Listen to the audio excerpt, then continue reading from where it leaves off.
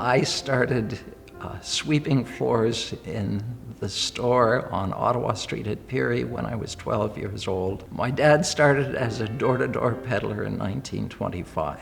My dad was an immigrant Jew from Russia, came with virtually no schooling, knew that he wanted to move to a country where maybe he would be lucky enough to find a wife and to raise a family in a country that would allow the family to grow and to prosper. So what did he teach me? He taught me to be hardworking. He taught me that education was really, really important. He taught me that family loyalty was the most important of all things. Well, when we were married, I was still in school. I had one semester to finish my bachelor's degree. I was commuting back and forth to Wayne State University. And then I went on immediately and did a 2-year Master of Social Work program. She is the brightest woman I have ever met. She is the most intuitive and perceptive person I have ever met. We have talked nonstop about our business affairs ever since we got married. She's a wonderful consultant. She has straightened me out on occasions when I've gone off on the wrong tangent.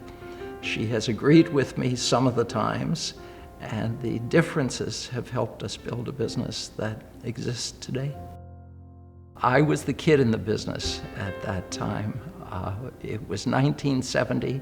My dad had been away on vacation and drowned while he was on vacation.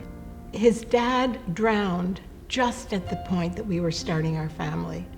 So the two things happened in a way that put a lot of stress on us. Suddenly, there was my uncle, and as I say, I was the kid in the business. He was the general manager.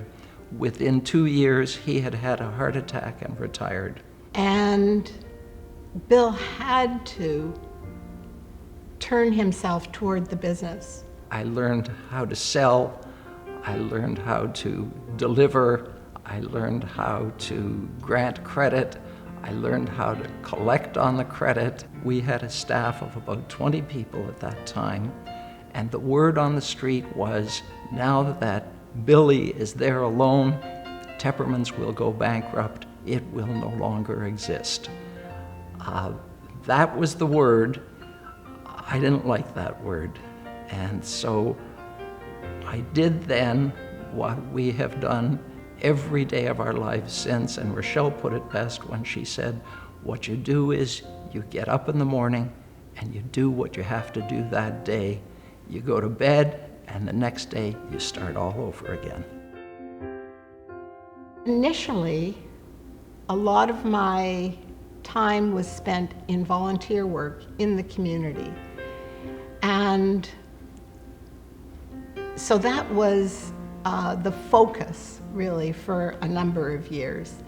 And that took up my time in addition to being a homemaker and a mother and a wife. It was only as I developed skills and had the exposure from my volunteer activities that I learned things that I felt I could contribute in our business. And so little by little, I became more involved. Working with sons is a challenge. Working with a father is a challenge. The thing that I had to understand is they will not do things the way I did them just because that was the way I did them, nor should they. And that's why the business has continued to grow and continued to develop.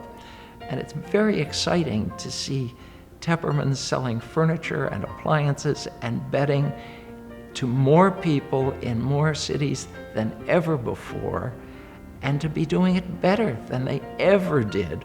We are the store. The store is us. It provides us with this incredibly great opportunity when we're out in the community. Community is what has supported our business, and in turn, we have a debt to our community, just like we have a debt to Canada. Canada is a wonderful place. The community is a wonderful place. So we feel that compulsion and that good fortune to be able to say thank you and to repay. Anybody can open a store. Anybody can be a lawyer. Anybody can be a doctor. But if you do it just to make money, that's not success. But to do it in a way where you treat every human being the way human beings deserve to be treated, that I believe is success.